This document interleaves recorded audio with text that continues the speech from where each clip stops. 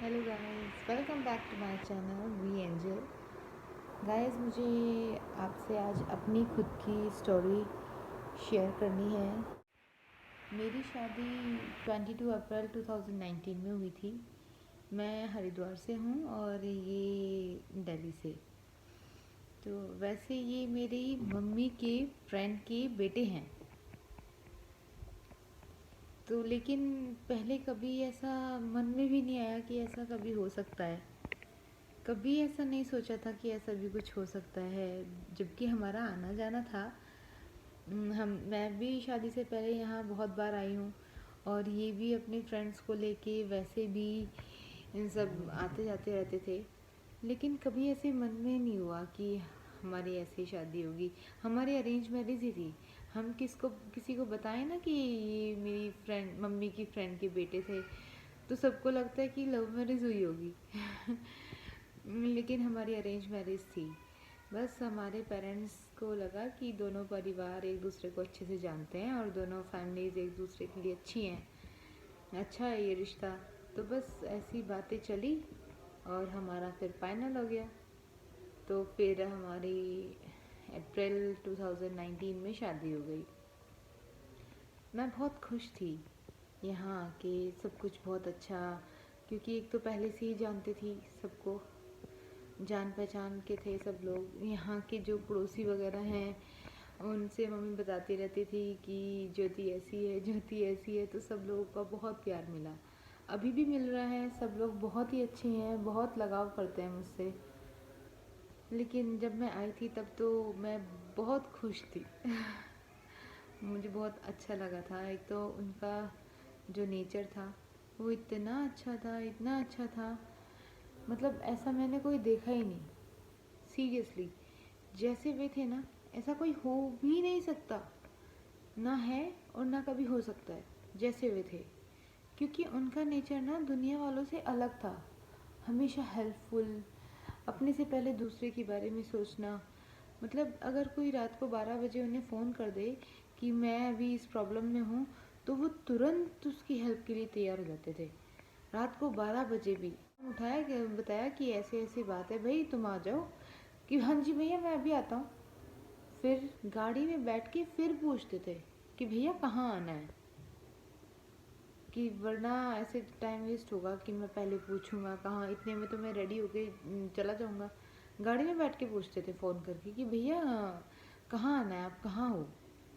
ऐसा कोई है इस दुनिया में जो इतनी हेल्प करे। लेकिन वे एक ऐसे इंसान थे, जो भी कोई उन्हें हेल्प के लिए फ़ोन करता था ना, चाहे वो कोई भी हो, कोई भी हो, वो उसी के लिए तुरंत रात को 12 बजे भी जाने को तैयार थे। जाते थे, तैयार क्या, जाते थे वो उनकी हेल्प के लिए। इसीलिए उनका नेचर जैसा था वैसा किसी का भी नहीं हो सकता, सीरियसली। मैं अपने आप को बहुत किस्मत वाली मानती हूँ कि मेरी शादी उनसे हुई, मुझे ऐसे हस्बैंड मिले। ये भी अपने आप में एक बहुत बड़ी किस्मत की बात है कि मुझे ऐसे हस्बैंड मिले।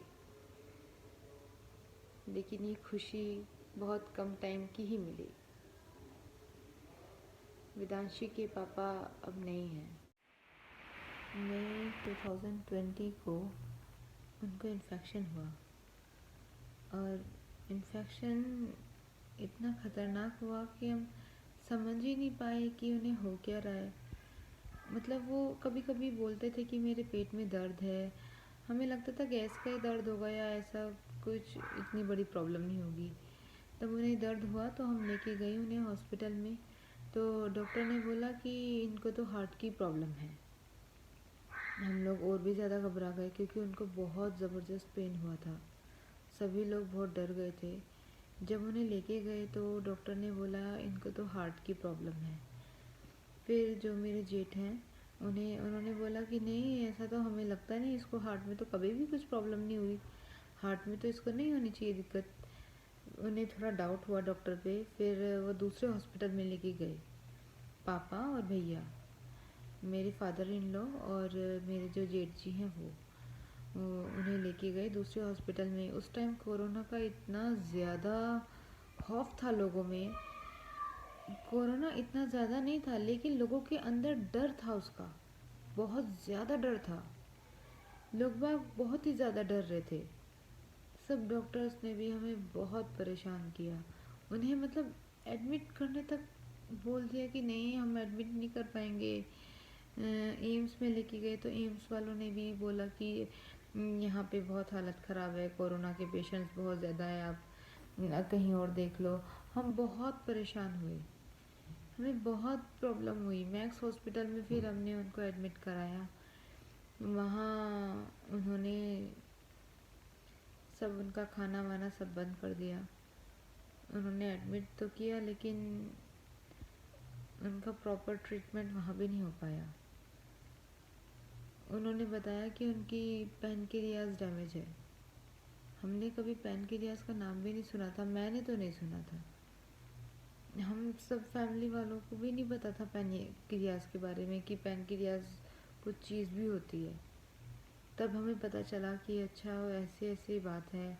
स्टोन भी थी उनको, पित्त की थैली में उनको पथरी थी, और उससे पथरी निकल इस पित्त की थैली से पथरी निकल के पैनक्रियाज में चली गई थी।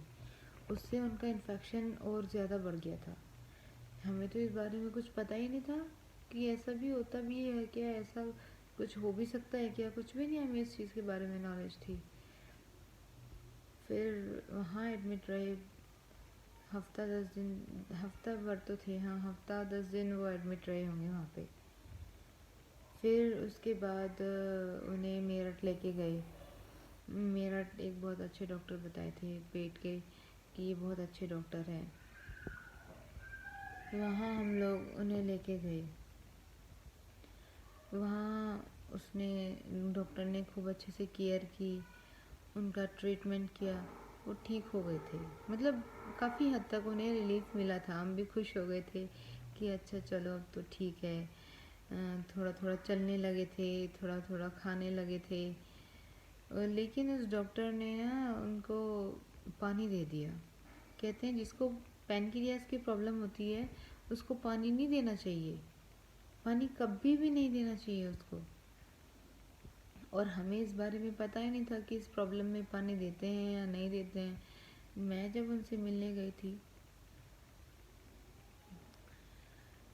तब उन्होंने मुझे बोला कि ज्योति, मैंने बहुत दिनों से ना पानी भी नहीं पिया, मुझे प्यास लग रही है। तो मैंने कहा कोई नहीं, अब हम दूसरे हॉस्पिटल में शिफ्ट होंगे ना। उनका दूसरे हॉस्पिटल में चेकअप होता था, टेस्ट वगैरह दूसरे हॉस्पिटल में होते थे।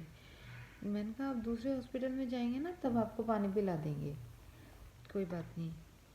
तो उन्हें हमने आईसीयू में थे वो, वहाँ से आए, एम्बुलेंस में जब बैठे, लेटे हुए थे, बैठना तो था ही नहीं उनका, इतनी हिम्मत ही नहीं रही थी शरीर में। 1.5 महीने से वो इसी चीज़ में थे, बस ग्लूकोज के सहारे, खाना पीना तो कुछ भी नहीं था। और जबकि उनकी हाइट 6.25 फुट लंबे थे वो। इतने लंबे तकड़े इंसान 1.5 महीने से जिस कुछ ना खाए पिए तो क्या हिम्मत रह जाती है। लेकिन वो तो वैसे बहुत स्ट्रांग थे, अंदर से स्ट्रांग थे कि नहीं मुझे ठीक होना है। उन्होंने अपनी तरफ से बहुत हिम्मत दिखाई। जब ये हुआ उस टाइम मैं 7th मंथ की प्रेग्नेंट थी। वो दिन मेरे लिए मेरी ज़िंदगी का सबसे गंदा दिन था, सबसे गंदा दिन। कभी सपने में भी नहीं मैंने ऐसा सोचा था कि ऐसा हो जाएगा, कभी भी नहीं ऐसा। क्योंकि हमारी शादी को टाइम ही अभी 13 मंथ्स हुए थे, कुछ भी टाइम नहीं हुआ था। 13 मंथ्स हमारी शादी को हुए थे। उनकी सडनली तबीयत ख़राब हो गई और इतनी जल्दी जल्दी ये सब हुआ, पता ही नहीं चला। मतलब सोचने का भी ऐसा नहीं मिला कि ऐसा हो भी सकता है। बस ये था कि हाँ ठीक हो जाएंगे, इन्फेक्शन है, कोई बात नहीं, ठीक हो जाएंगे, ट्रीटमेंट चल रहा है।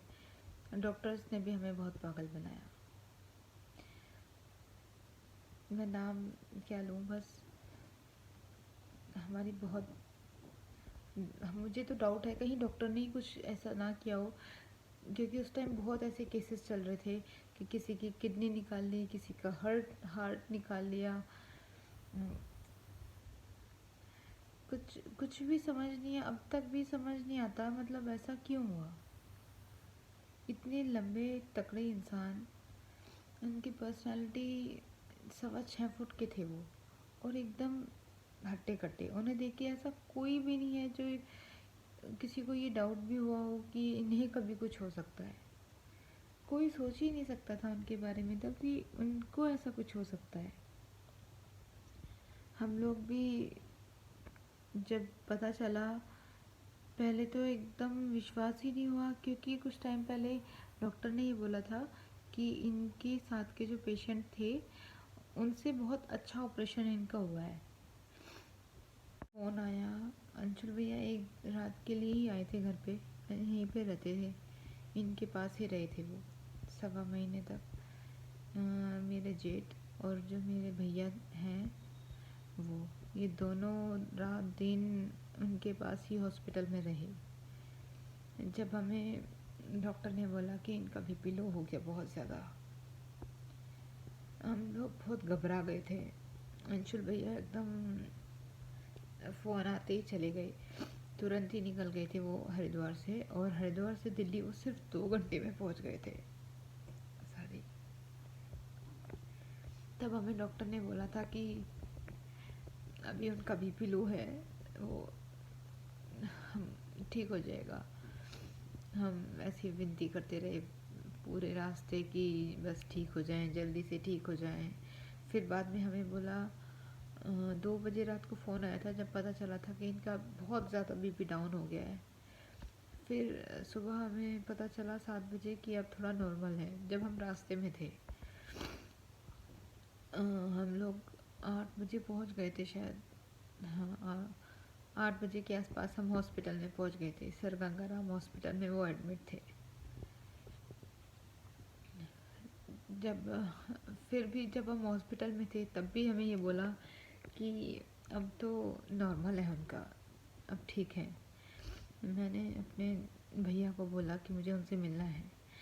भैया ने बोला कि नहीं, सुबह के टाइम पापा मिलने गए थे तो एक दिन में एक जना ही मिल सकता है, डॉक्टर अलाउ नहीं करते। मैं ये सोच के गई थी कि नहीं, मैं आज ज़रूर उनसे मिलूँगी, भगवान मुझे प्लीज़ एक बार तो उन्हें दिखा देना। जब हम वहाँ पहुँचे तब सब कुछ नॉर्मल था। हमें भी लगा कि चलो अब ठीक हो जाएंगे, कोई बात नहीं, अब बेबी भी नॉर्मल हो गया। हम लोग फिर दोपहर के आसपास वापस हरिद्वार के लिए निकल गए, क्योंकि पापा को कुछ अर्जेंट काम था। हम वहाँ नहीं रुके, हमें अर्जेंट ही निकलना पड़ा। फ़ोन आ गया था पापा का। हम जब हरिद्वार के पास ही पहुँचने वाले थे तभी हमारे पास अंशुल भैया का फ़ोन आया। अंशुल भैया वहीं थे हॉस्पिटल में। तभी अंशुल भैया का फ़ोन आया कि पापा वापस आ जाओ, कुछ भी नहीं है। हम लोग इतना मतलब सुन के विश्वास ही नहीं हुआ कि मतलब ऐसे कैसे। और मुझे तो ऐसा लगा ही नहीं, मेरे को नहीं, ये झूठ है, ऐसा हो ही नहीं सकता, ऐसा हो ही नहीं सकता, ये झूठ है।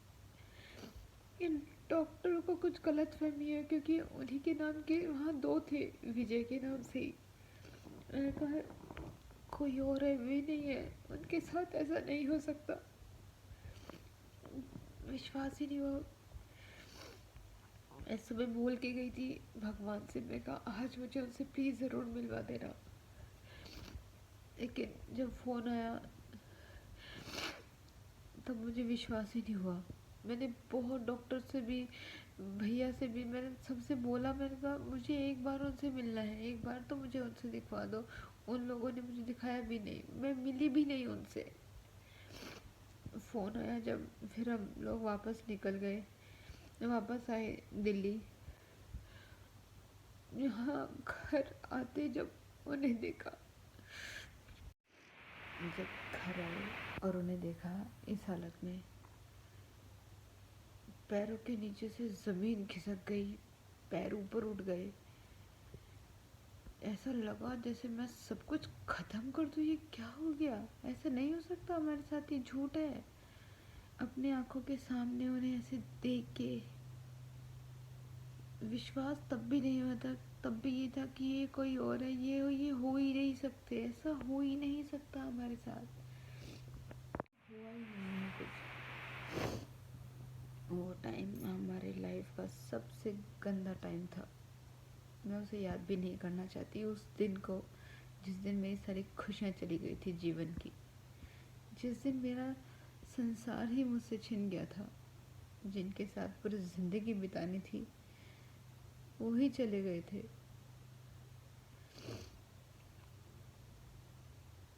वो दिन एक ऐसा आया जो हमारे जीवन की सारी खुशियाँ, सारा सुकून, सारी शांति और सारे आनंद, जो हमारे जीवन के सपने थे, सारे सपने सब चले गए उनके साथ।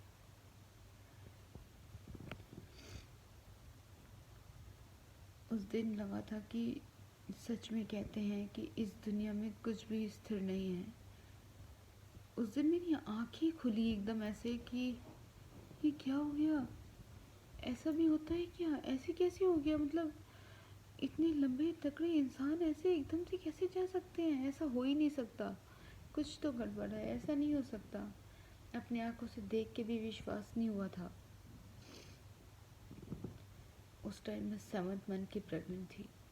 मेरी हालत इतनी ख़राब थी और ऊपर से इनका ये, मतलब समझ ही नहीं आ रहा था मैं जाऊँ तो जाऊँ कहाँ। मैं ऐसी हो गई थी जैसे, मतलब मुझे ऐसा लगा था जैसे कोई बहुत बड़ा ग्राउंड खाली पड़ा है, उस ग्राउंड में मैं अकेली खड़ी हूँ। सब कुछ ख़त्म हो गया, सब कुछ, कुछ भी नहीं रहा इस दुनिया में। लेकिन अब भी ऐसा लगता है, जब भी मैं यहाँ दिल्ली आती हूँ अब भी मुझे ऐसा ही लगता है जैसे वो मेरे साथ हैं। और मैं कुदरत से यही मांगती हूँ, हे कुदरत मुझे हर जन्म जन्म वही मिले। मुझे बस वही चाहिए और कोई नहीं चाहिए। मैं आप सबसे भी ये दुआएं मांगती हूँ कि आप सब भी मुझे ये दुआएं दें कि मुझे जन्म जन्म वही मिले, क्योंकि उन जैसे इस दुनिया में कोई भी नहीं है। मैं उन्हें महसूस करती हूँ, वो मेरे साथ अब भी हैं, वो मेरी अब भी हिम्मत हैं। उन्होंने ही मुझे संभाला है, जितना भी मुझे संभाला है उन्होंने मुझे बहुत संभाला है। अब भी मैं महसूस करती हूँ उन्हें कभी कभी कि हाँ वो मेरे साथ हैं। मेरे सास ससुर जो हैं वो भी बहुत अच्छे हैं। मेरी पूरी फैमिली, इन लॉज मेरे सारे बहुत बहुत अच्छे हैं। सब लोग मुझे बहुत सपोर्ट करते हैं। मैं अब यहाँ की पड़ोसी, यहाँ जितने भी रिश्तेदार हैं सब लोग मुझे बहुत प्यार करते हैं, बहुत हिम्मत देते हैं मुझे। और वेदांशी के होने के बाद तो मेरा बच्चा बिल्कुल उन पे है। ये इसकी सारी हरकतें, सारी एक्टिविटी, ये पूरी की पूरी बिल्कुल उन पे है और मुझे इस बात की खुशी है। मैं चाहती हूँ कि वेदांशी बिल्कुल उनकी 2 कॉपी बने। अब जो भी कुछ सहारा है मेरा वेदांशी है। वैसे तो मुझे सब लोग बहुत सपोर्ट करते हैं, सब लोग बहुत प्यार करते हैं। मेरे मायके वाले, मेरी मम्मी पापा भैया दादी, जितने भी सब लोग हैं वहाँ, सब लोग मुझे बहुत ज़्यादा सपोर्ट करते हैं, बहुत ज़्यादा संभालते हैं, वेदांशी से बहुत ज़्यादा प्यार करते हैं, हर छोटी छोटी चीज़ों का भी ध्यान रखते हैं। यहाँ हर तरफ से मुझे बहुत प्यार मिल रहा है, वहाँ से भी यहाँ से भी। ज़िंदगी में सब कुछ मिल रहा है, लेकिन बस उनकी कमी है और उनकी कमी वो कभी कोई पूरी नहीं कर सकता, क्योंकि उन जैसा इस दुनिया में कोई भी नहीं है। लोग बाग मुझे बोलते हैं कि दूसरी शादी कर लो, जीवन बहुत लंबा है, कैसे कटेगा, क्या होगा, सहारे की ज़रूरत होती है, जीवन साथी बहुत ज़रूरी है। लेकिन मेरा बिल्कुल भी मन नहीं है। मैंने अपने घर वालों को भी और ससुराल वालों को भी, दोनों परिवार को बोल दिया है कि मैं दूसरी शादी बिल्कुल भी नहीं करना चाहती। मैं नहीं करूँगी दूसरी शादी, क्योंकि मेरा दिल और मेरा दिमाग, मेरी आत्मा उन्हीं के साथ है। मैं सिर्फ़ और सिर्फ उन्हें ही चाहती हूँ। मैं जन्म जन्म उन्हें मांगती हूँ। वे ही हैं मेरे और मैं उन्हीं की हूँ और किसी की भी नहीं। हम इस जन्म बिछड़ गए, लेकिन अगले हर जन्म में हम फिर मिलेंगे। मैं हर रात दिन ही दुआएं कुदरत से मांगती हूँ, हे कुदरत, तूने इस जन्म में मेरे, जो भी मुझे किसी जन्म में ऐसी गलती हुई जिसकी वजह से मुझे ऐसी सज़ा मिली, ऐसी सज़ा कि ये सज़ा भगवान किसी दुश्मन को भी ना दे, क्योंकि जो सबसे ज़्यादा अपने चाहने वाला होता है वही कुदरत छीन ले, इतना दूर हो जाए कि हम उसे देख भी ना पाएँ। इससे बड़ी सज़ा और कुछ नहीं हो सकती।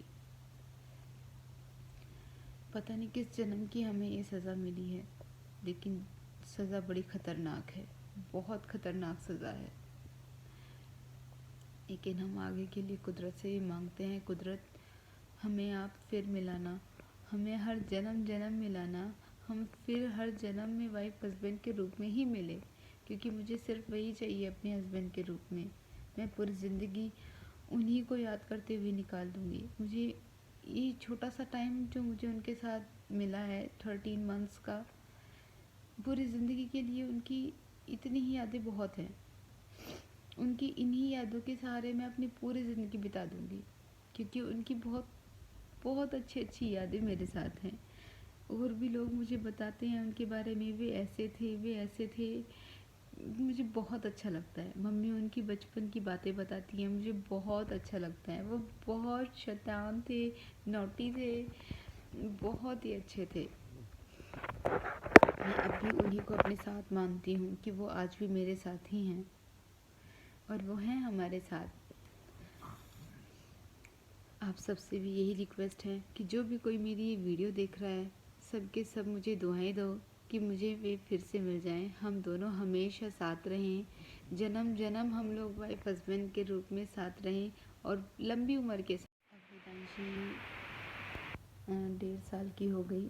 अभी मैं यहाँ दिल्ली आई हुई हूँ, क्योंकि जो मेरे जेठ जेठानी हैं उनके बच्चे हैं यहाँ, आस पड़ोस वाले जितने भी पड़ोसी हैं, मम्मी पापा, सब लोग वेदांशी को बहुत मिस कर रहे थे। बहुत दिनों से वो बोल रहे थे कि ज्योति आ जाओ, वेदांशी को लेके आ जा, हम भी मिलेंगे, सब लोग मिल लेंगे वेदांशी से। और यहाँ वेदांशी का बहुत मन लग रहा है, बहुत खुश है ये। मैं वीडियोस डालती रहती हूँ इसकी, गुन्नू वेदांश के साथ ये कैसे कैसे मस्ती करती है, कितनी शरारतें करती हैं। बस ऐसे ही जीवन कट जाएगा। गाइज़, मेरी आपसे एक छोटी सी रिक्वेस्ट है। मैंने जो ये चैनल बनाया है, यूट्यूब पे चैनल जो बनाया है वो अर्निंग के लिए ही बनाया है। इसीलिए आपसे रिक्वेस्ट है कि आप सब लोग मेरी हेल्प करो। मुझे 1000 सब्सक्राइबर अपने कंप्लीट करने हैं और 50,000 व्यूज़ कंप्लीट करने हैं। सो प्लीज़ आप लोग मेरी हेल्प कीजिए। आप जितने आपके जानने वाले हैं सबके साथ मेरी वीडियोस शेयर कीजिए, उन्हें भी बोलिए कि हमारा चैनल सब्सक्राइब करें और हमारी हर वीडियो को लाइक ज़रूर करें। अगर आपने अभी तक ये चैनल सब्सक्राइब नहीं किया है तो आप सब्सक्राइब कर लीजिए, बेल आइकन दबा दीजिए, जिससे मैं जो भी वीडियोस डालूँ वो आपको तुरंत पता चल जाए। Thank you.